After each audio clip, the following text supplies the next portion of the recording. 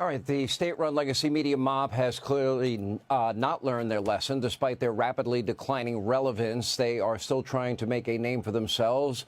But no surprise, picking fights. They do it by picking fights with the Trump administration every chance they get. Watch this exchange between an AP reporter and White House Press Secretary Karoline Leavitt. Take a look.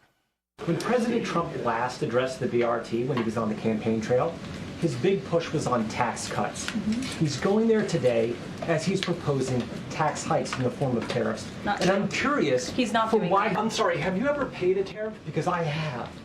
They don't get charged on foreign companies. They get charged on the importers. And ultimately, when we have fair and balanced trade, which the American people have not seen in decades, as I said at the beginning, revenues will stay here, wages will go up, and our country will be made wealthy again. And I think it's insulting that you are trying to test my knowledge of economics and the decisions that this president has made. I'm now regret giving a question to the Associated Press.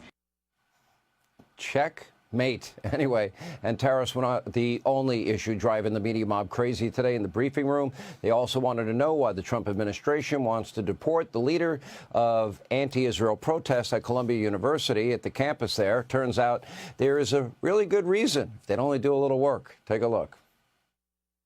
This is an individual who organized group protests that not only disrupted college campus classes and harassed Jewish American students and made them feel unsafe on their own college campus, but also distributed pro-Hamas propaganda, flyers with the logo of Hamas. That is what the behavior and activity that this individual engaged in. All right, here now with our Hannity Washington briefing is the one and only White House Press Secretary Karoline Leavitt. I don't know what part I like better. Okay, correct me if I'm wrong. I've read Hamas's charter. Does it not call for the destruction of Israel? Is this not recognized as a known terrorist organization? And if you're in this country and you support a terrorist organization and you're not a citizen in this country, why would one think that you have a right to stay in this country?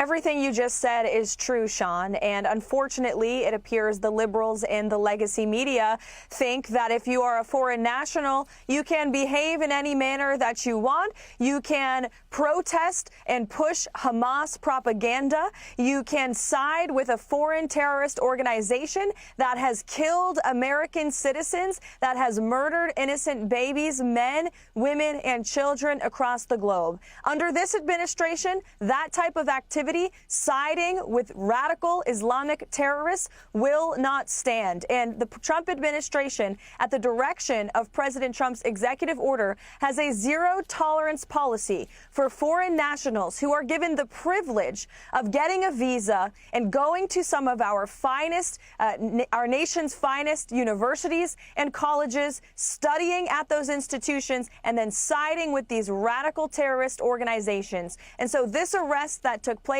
on the campus of Columbia is the first of many to come. Secretary Noem and Secretary of State Rubio are working together, and I would like to add and emphasize to the mainstream media who still doesn't get it, this is well within the President and the Secretary of State's authority. Secretary Rubio revoked this individual's visa based on the Immigration and Nationality Act because this individual clearly poses an adversarial consequence to the foreign policy and national interests of our great country. This was the right decision. President Trump promised he would stand up for Jewish American students, and he is delivering on that promise.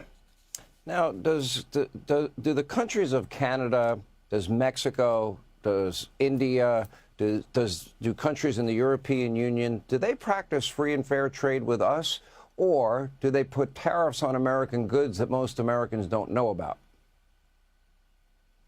America has been ripped off by our adversaries, but even more so by our allies for far too long, especially our neighbors to the north and to the south. If you look at our trade deficits, if you look at the tariffs that Canada in particular has placed on American agricultural goods to the tune of nearly 300%, look at the tariffs they've implemented on our automobiles. And finally, the American people have a president, Sean, who is standing up for them, for hardworking American workers and their families, for our industries, countries. And the beauty of President Trump's tariff policy is that it's very simple. All he's asking for is reciprocity. We are finally going to treat nations the way that they have treated the United States for far too long. And Canada saw, if you want to step up into the big leagues with President Trump, you better be prepared to play. It looks like they are not, because the Ontario Premier already dropped his 25% tariff on electricity after having a bold threat to shut off electricity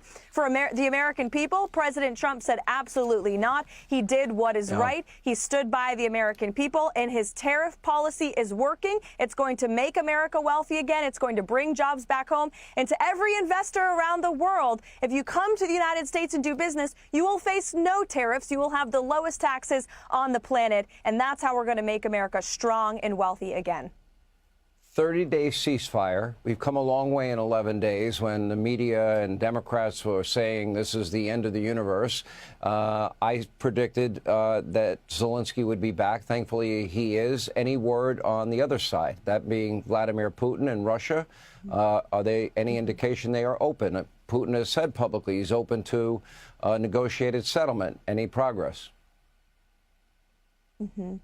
I have not been updated on the progress. I know that Secretary of State Rubio and the National Security Advisor Mike Waltz are working very hard on this. The president is obviously very engaged and involved. He was briefed throughout the day today on the situation unfolding in Saudi Arabia. But to your point, Sean, there were a lot of doubters in the media and here in Washington, D.C. The same foreign policy class that has always doubted President Trump continues to. I'm not sure when they will learn, but the president masters the art of the deal. He is a negotiator in chief, and he put President Zelensky in his place and told him that the Americans are serious about a long-term peace deal, and we are very, very pleased with the way that the Ukrainians and this deal today turned out, and we hope that this will continue in a long and everlasting peace. That's President Trump's goal, and we hope we can deliver on that goal.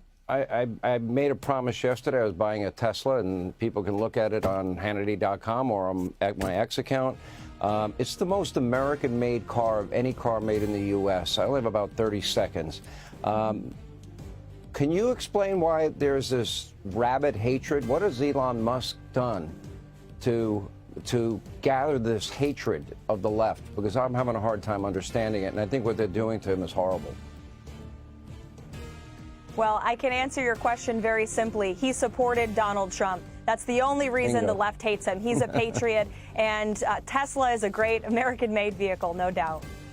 Right. It's the most American-made car in the country. And the one I got actually has over 1,000 horsepower, goes from 0 to 60 in 2.0 seconds.